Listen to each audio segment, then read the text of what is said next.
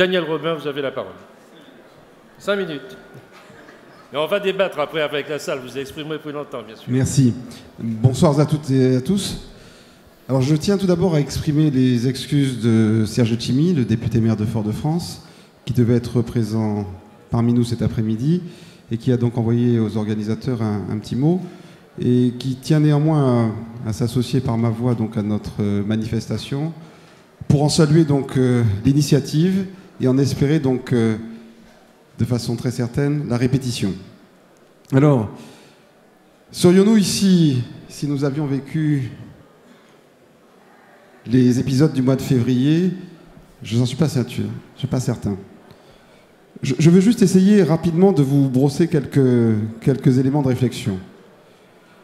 J'écrivais il y a quelques semaines, la légitimité de la perception selon laquelle il existe chez nous un problème de pouvoir d'achat ne souffre pas vraiment la critique.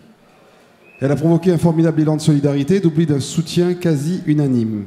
Elle ne saurait dissimuler, au-delà de ce qui est affiché, une origine plurielle. Elle met en évidence toute une série de dysfonctionnements dont l'analyse bute sur l'autel de la croyance.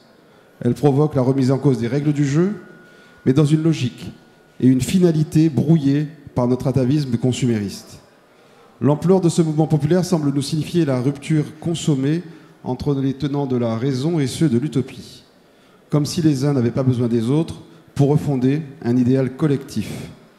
L'inscription de la démarche dans un processus de transformation sociétale doit être une formidable opportunité pour la Martinique de trouver du sens. En prenons-nous le chemin, c'est ce à quoi nous devons répondre. Et si les aspirations exprimées par cet élan populaire et l'espoir de cette refondation collective participaient d'un même but, l'émergence d'une Martinique nouvelle, d'un modèle de société et de développement qui nous soit propre. Et c'est cette question qui nous est demandée aujourd'hui d'envisager et de répondre. Et je pense qu'il est important de souligner un certain nombre de choses. Tout d'abord, d'où vient cette perception, quand on analyse un certain nombre d'indicateurs, que notre modèle ne serait pas performant et que notre santé économique serait défaillante? Sur ces 15 dernières années, qu'il s'agisse de la croissance du PIB, de la valeur ajoutée, de la dynamique de création d'entreprises, d'augmentation des importations, encore que ce critère soit à apprécier avec une certaine réserve, l'augmentation de la productivité, la conversion fortement engagée dans une économie du tertiaire, des avancées en matière de dialogue social, de progrès social, la création d'emplois, on se rend compte que malgré tout cela, et c'est vrai qu'il y a une détérioration de ces critères depuis quelques années, en tout cas les 2 dernières, on se rend compte que notre modèle est en perpétuel questionnement. Alors, qu'est-ce qui peut être attendu d'un modèle? Tout d'abord de créer de l'activité, ensuite de générer des revenus pour les agents économiques permettant de satisfaire leurs besoins, d'alimenter les finances publiques pour répondre tout à la fois à la logique d'investissement dans des équipements structurants et surtout de financer l'administration du territoire. Mais ensuite de favoriser le développement des compétences permettant de faire tourner ce modèle. Et bien évidemment, on se rend compte qu'il y a quelques éléments qui sont des surdéterminants et la question de l'emploi est souvent celle qui est retenue pour mettre en avant le manque de performance de nos économies.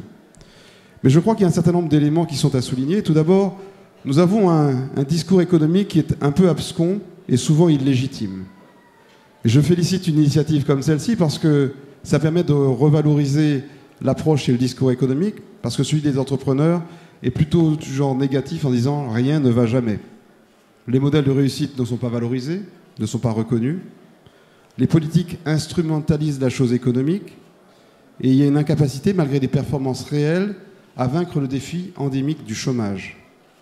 Alors, nous avons connu divers plans, divers projets, et on se rend compte que la pertinence des questions n'est pas en cause, mais la réalité de leur mise en œuvre est un vrai problème. Ensuite, le contexte budgétaire national conduit à une approche plus culpabilisante que responsabilisante. Parce que la question du développement ne saurait, à mes yeux, se réduire au poids de l'outre-mer dans les finances publiques nationales. Alors, il faut identifier quelques problématiques clés et essayer d'y répondre. Alors, quel est le travail quelle est la place du travail dans nos sociétés? La référence au modèle public met sous pression les rémunérations du privé en les déconnectant de la réalité des contraintes des PME et TPE, ce qui entraîne globalement moins de cohérence et moins de performance par la faute de ce frottement créé permanent. Quelle est la concordance des revenus avec le niveau de satisfaction des besoins? Et notre modèle social est encore trop conflictuel, il est figé, il nous engage à détendre le jeu des rapports de force, tant dans l'entreprise que de façon externe à l'entreprise, car qu'il déconstruit de façon permanente le lien encore très ténu entre l'entreprise et la société. Il nous inscrit donc dans une dépendance entretenue et une spirale de non-développement contraire aux objectifs recherchés.